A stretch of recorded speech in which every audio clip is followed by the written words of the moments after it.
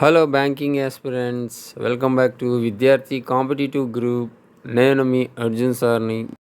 State Bank of India clerk 2025 నోటిఫికేషన్ని release చేసింది. Total vacancies 5180 ప్లస్గానే ఉన్నాయి.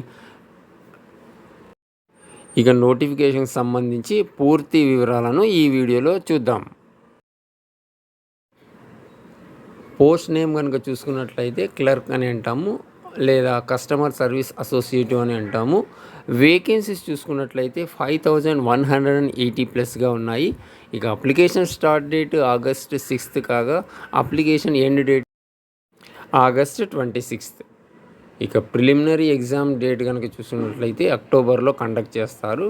మెయిన్ ఎగ్జామ్ డేట్ను నవంబర్ లేదా డిసెంబర్లో కండక్ట్ చేస్తారు. ఎడ్యుకేషనల్ క్వాలిఫికేషన్ కనుక చూసుకున్నట్లయితే bachelors degree in any discipline అన్నారు.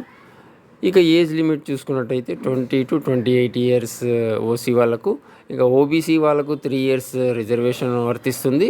ఎస్సీ ఎస్టీ వాళ్ళకు 5 years రిజర్వేషన్ వర్తిస్తుంది. ఇక బేసిక్ పే చూసుకున్నట్టయితే 24,050 rupees to 64,480 rupees per month.